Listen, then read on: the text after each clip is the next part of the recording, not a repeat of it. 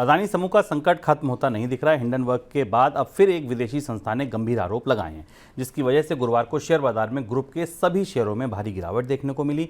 OCCRP organise crime and corruption reporting project ने दावा किया है कि गौतम अदानी के परिवार ने अपने ग्रुप की ही कंपनियों में करोड़ों डॉलर का निवेश मॉरिशस के कई अपारदर्शी फंड के जरिए किया है। किया क्या कि अपना पैसा उस फंड को दिया और फंड से कहा कि आप हमारी ही कंपनियों में लगा दीजिए, ये कहना चाह रही है रिपोर्ट।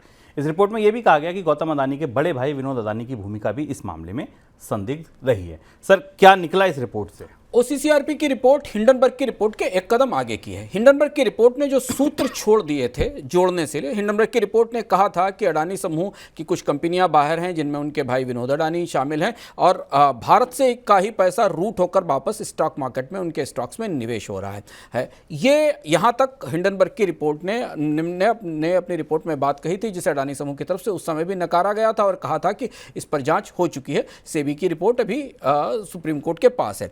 OCCRP की रिपोर्ट ने अडानी समूह के आंकड़े को लेकर टैक्स हेवंस के आंकड़े को खंगाल कर, खास तौर पर टैक्स हेवंस के आंकड़े इसमें नया पहलू है, क्योंकि अडानी समूह की रिपोर्ट से ऑडिट रिपोर्ट्स को खंगाल कर तो हिंडनबर्ग ने अपनी रिपोर्ट दी ही थी, पर OCCRP की रिपोर्ट ने उन टैक्स हेवंस के आंकड़े देखे जहां से कारोबार हुआ है और ये निकालकर रिपोर्ट में सामने दिया कि भारत से ही गया हुआ पैसा लूप होकर अडानी के शेयरों में वापस निवेश के लिए आया था और यही वो बुनियादी बात थी जो हिंडनबर्ग की रिपोर्ट में बताई गई थी। OCCRP की रिपोर्ट को अंतर्राष्ट्रीय स्तर पर कई जगह प्रकाशित किया गया और उसके बाद अब इस पूरे मामले में एक नया मोड़ आया है, क्योंकि भारत में भी इंक्वायरीज पहले से चल रही हैं।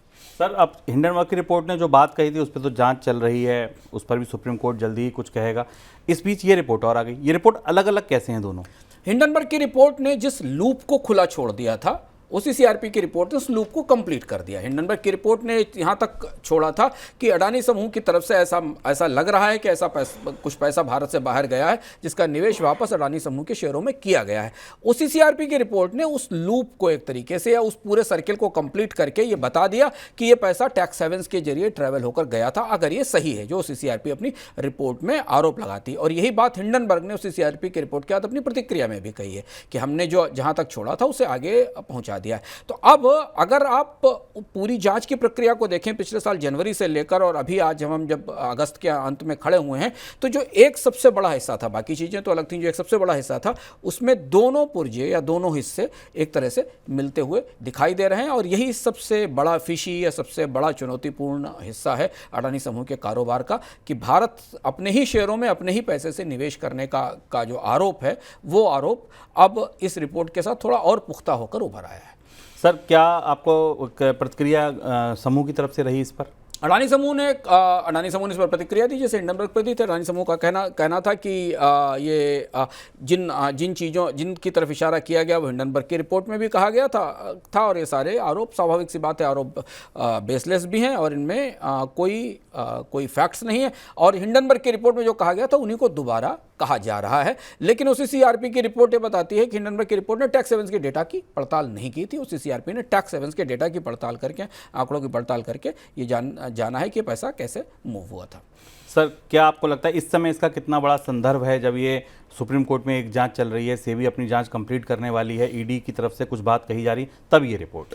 ये सबसे महत्वपूर्ण, ये रिपोर्ट का समय महत्वपूर्ण है। उसकी वजह ये कि एक बेहद प्रतीक्षित और बेहद शायद संवेदनशील रिपोर्ट सेबी की तरफ से सुप्रीम कोर्ट के सामने पहुंच चुकी है। उस रिपोर्ट में क्या है स्पष्ट नहीं हुआ है, सुप्रीम कोर्ट उस पर सुनवाई कर रहा है। सेबी किस चीज़ की जांच कर रही है? सेबी इसी आरोप की जांच कर रही है जो हिंडनबर्ग की रिपोर्ट में कहा गया। सेबी इससे पहले संसद में और अलग अलग जगह कह भी चुकी है सरकार के माध्यम से कि अडानी समूह के कुछ मॉरिशस के खातों की और अंतर्राष्ट्रीय संचालनों की जांच पहले से की जा रही। सेबी ने कई सारे विदेशी निवेशकों से जानकारी भी मांगी है। अब इस रिपोर्ट के आने के बाद सेबी की रिपोर्ट से क्या निकलता है, इसे जानना जरूरी है। हिंडनबर्ग और OCCRP की रिपोर्ट ने यह तो बता दिया कि अडानी हिंडनबर्ग समूह में क्या हुआ, पर क्या इन आरोपों को भारतीय रेगुलेटर सही मानता है? और एक तरह से ये रिपोर्ट सेबी की पूरी भूमिका को क्वेश्चन मार्क में रखती है और इसीलिए इसकी समय महत्वपूर्ण है। अगर सेबी अपनी रिपोर्ट में ये सारे आरोप गलत मानती है तो एक दूसरे तरीके के सवाल उठना शुरू होंगे और अगर सेबी इसे सही मानती है तो उसे कुछ कार्यवाही इस रिपोर्ट में सिफारिश करनी होगी। तो वो जो दस्तावेज प्रस्तुत किया गया है उस दस्तावेज के भीतर क्या है इस बात पर निर्भर होगा और इसलिए इस समय OCCRP की रिपोर्ट का जो कॉन्टेक्स्ट है, जो संदर्भ है, वो शायद हिंडनबर्ग की रिपोर्ट से ज़्यादा बड़ा है, क्योंकि हिंडनबर्ग की रिपोर्ट तो आरोप थी थी, उस आरोप की जांच होकर रिपोर्ट पहुंच चुकी है और तब उस आरोप की और जांच का जो एक खुला हुआ हिस्सा था जिसके बारे में पता नहीं था, उसे जोड़ने के लिए भी एक रिपोर्ट सामने या एक इन्वेस्टिगेशन सामने आ गया है। तो इसलिए अब सब कुछ उस सेबी की उस रिपोर्ट पर निर्भर होगा कि क्या सेबी ये मान रही है। सवाल एक, क्या अडानी समूह के भाई विनोद अडानी इस तरीके के संचालनों में संचालन कर रहे थे जिसमें भारत का पैसा बाहर गया और टैक्स हेवन और मॉरिशस से रूट होकर भारत में निवेश के लिए आया। सवाल नंबर 2, वो कौन से और एजेंसियां थीं, वो कौन से ऐसे निवेशक थे, वो कौन से FDIs थे